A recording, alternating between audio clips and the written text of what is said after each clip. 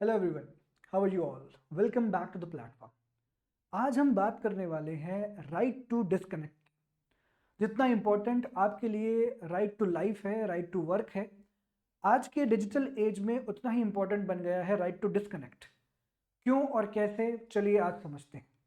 क्योंकि लगभग ऐसा माना जाता है कि जितना आप ऑनलाइन रहेंगे उतना प्रोडक्टिव रहेंगे, जितना आप कंपनी को, अपने वर्क को एक तरफ से ध्यान देंगे, उतना ही आपका सैलरी बढ़ेगा, पैकेज बढ़ेगा।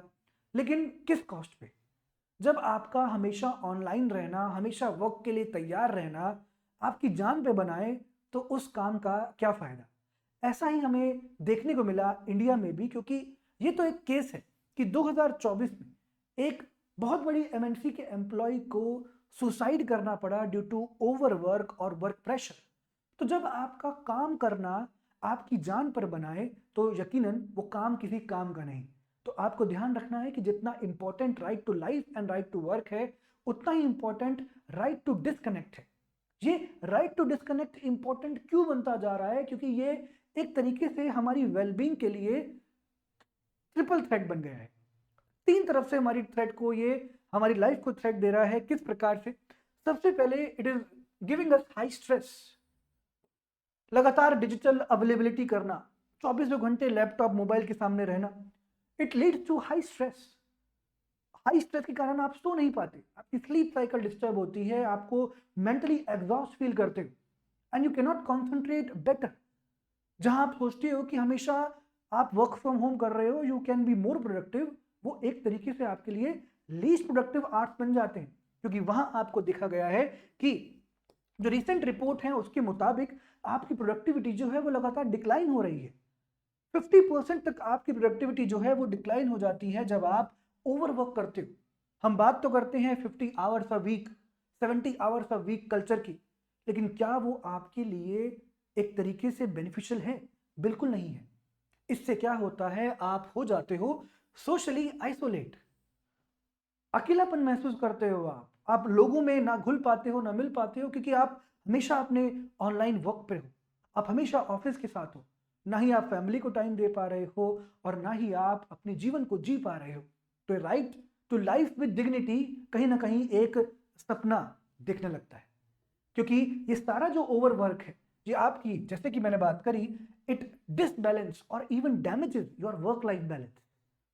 एंड डेफिनेटली ये है, हार्म करता है आपके सोशल रिलेशनशिप्स को, आपका आपके पार्टनर के साथ, आपका आपके बच्चों के साथ। You can not interact with them in a lively manner because you are always online, you are always working for your boss. So that is not what we have to do.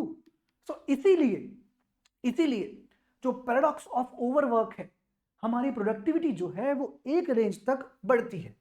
जब हम काम करते हैं तो हमारी productivity एक range तक बढ़ती है जहां पर हम एक एफिशिएंट टेंडेंसी से अपना काम करते हैं। लेकिन एक समय जब आता है यहां पर जो उसका पीक है, उसके बाद आप अगर मैक्सिमम काम करना चाहो भी, मैक्सिमम वर्क आवर्स डालना चाहो भी, तो एक माइंड की, एक साइकोलॉजिकल, एक फिजिकल कैपेसिटी है जिसको आप अवॉइड कर रहे हो। And there is the point when your overall situation declines.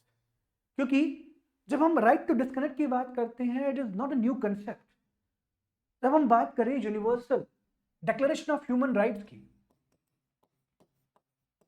Universal declaration of human rights की अगर हम बात करें,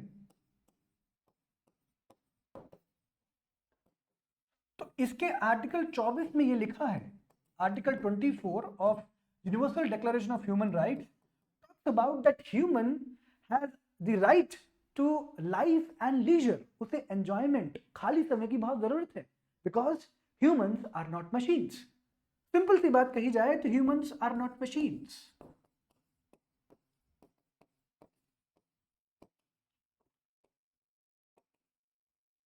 fine, humans are not machines. That is why right to disconnect bill की बहुत अहम जरूरत महसूस हुई, खासकर इंडिया जैसी कंट्री में, जहां पर वर्क कल्चर कुछ ऐसा ही जा रहा है और जिसके केसेस जो है हमें देखने को मिल रहे हैं। Rise of suicide, rise of mental exhaustion, जिसकी वजह से डोमेस्टिक वायलेंस और इससे जुड़े हुए तमाम क्राइम्स जो है बढ़ते हैं। तो इसके लिए एक प्रमोज रेमेडी है जहां पे हमें एक लाइन जो है ड्रॉ करनी पड़ेगी ऑफिस और घर के बीच में। जब हमारा ऑफिस जो है वो हमारे घर तक नहीं आना चाहिए और हमारा घर जो है वो ऑफिस तक नहीं जाना चाहिए। और ये लाइन ड्रॉ जो है वो या तो इंटरनली हो सकती है by the office, by the company, by the manager, by the boss. अगर ऐसा नहीं होता है तो वहां पर इंटरवेंशन करना पड़ता है गवर्नमेंट को, सरकार को। और ऐसा ही कुछ देखने को मिला है राइट टू डिस्कनेक्ट बिल में। लेकिन उससे पहले हम जानते हैं कि राइट टू डिस्कनेक्ट होता क्या है। ये एक लीगल प्रोटेक्शन है जो कि आपको यानी कि एक वर्कर को अलाउ करता है टू डिस्कनेक्ट आपके काम से या फिर काम से रिलेटेड कुछ भी, और आपको कोई भी इलेक्ट्रॉनिक कम्युनिकेशन किसी भी तरीके से, चाहे वो एसएमएस हो, मेल हो, व्हाट्सएप हो, वर्किंग आवर्स के बाद, अगर 9 to 5 आपकी जॉब है तो अगर 5:30 बजे भी आपको कोई काम का मैसेज आता है तो आपके पास ये राइट है, लीगल राइट है, that you can choose to not respond because you have served your office hours. आपने अपने ऑफिस आवर्स में काम कर लिया है। You are not answerable to the person who is messaging you after your working hours. Legally आप उनको ये बता सकते हो that I am not liable unless and until it is an emergency. तो ये है right to disconnect, ये आपको पता होना चाहिए. Even if you're writing mains, it will be a very good definition for you to write in the examination. Fine. अब हम समझते हैं हमारे आर्किटेक्चर क्या है इस बिल का जो कि इंडिया में पेश किया गया है लोकसभा में। ठीक है, अब ये है, आपको पता है कि कोई भी मेंबर ऑफ पार्लियामेंट जो है बिल पेश कर सकता है, लेकिन यहां पर एक प्राइवेट मेंबर बिल आया है। प्राइवेट मेंबर बिल वो बिल होता है जो कि किसी मिनिस्टर से अलावा किसी ने दिया हो हमारे लोकसभा में। तो private ministers bill, private member bill क्या होता है? It is a bill that is introduced by a member of parliament other than the minister. कोई भी गवर्नमेंट में जो एग्जीक्यूटिव का पार्ट है उसके अलावा जो बिल दिया जाता है that is private member bill. तो ऐसा ही बिल लोकसभा में पेश किया गया है जिसका ऑब्जेक्टिव ये है कि एक एम्प्लॉय वेलफेयर अथॉरिटी जो है एस्टैब्लिश की जाएगी, जो कि ये इंश्योर करेगी कि आप अपने वर्क आवर्स के बियॉन्ड काम तो नहीं कर रहे हो। अगर कर रहे हो तो आपके पास एक कानूनी अधिकार होगा that you can sue your boss, sue your company that you are being exploited, and आप उन्हें मना कर सकते हो that you have the right to disconnect. ठीक है, ये है राइट टू डिस्कनेक्ट। अब क्या इंडिया ऐसा करने वाला पहला देश है? बिल्कुल नहीं। इससे पहले हम देखते हैं कि फ्रांस ने 2017 में और इवन ऑस्ट्रेलिया ने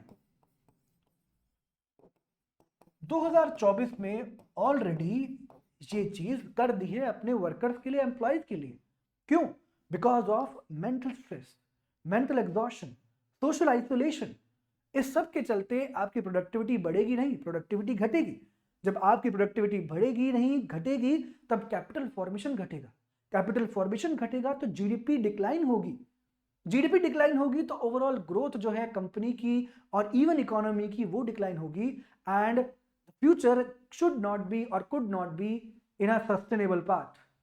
तो इसीलिए इस सब के चलते ये एक छोटा सा कंसेप्ट आपकी जो राइट टू लाइफ से रिलेटेड है, because even constitution supports it. Constitution में चाहे हम बात करें आर्टिकल 21 की जो कि राइट टू लाइफ देता है, वो भी डिग्निटी के साथ। आर्टिकल 39E की बात करें जो कि बात करता है कि वर्कर्स का प्रोटेक्शन होना चाहिए, उनकी कंडीशंस का ह्यूमेन कंडीशन होनी चाहिए, दैट इज आर्टिकल 42। जहां पर भी आप काम कर रहे हो that should be humane conditions. तो आर्टिकल्स हमें इसका साथ दे रहा है, कॉन्स्टिट्यूशन हमें साथ दे रहा है, तो ऐसे में एक लॉ की बहुत जरूरत थी। अब ये लॉ जो है एक तरीके से सभी वर्कर्स के लिए, जैसे कि लेबर कोड आए हैं उसी तरीके से ये भी बहुत हेल्पफुल होने वाला है।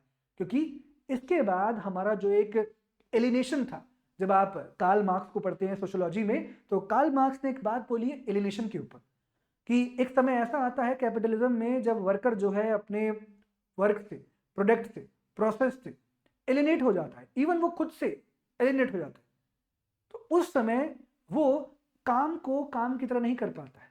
तो ऐसे में इस एलिनेशन की चेन को ब्रेक करने के लिए राइट टू डिस्कनेक्ट बिल जो है हमारे लिए बहुत फ़ायदेमंद साबित होने वाला है। तो आप इस पर अच्छे से पढ़िए, इसको नोट्स बनाइए, क्योंकि प्रीलिम्स में हो या मेंस में हो आपके लिए इम्पोर्टेंट रहने वाला है। और इसी प्रकार से कुछ इम्पोर्टेंट टॉपिक्स हम अब ऐसे आपके लिए लाते रहेंगे। ध्यान रखिए अपना। Thank you so much, take care, Jai Hind.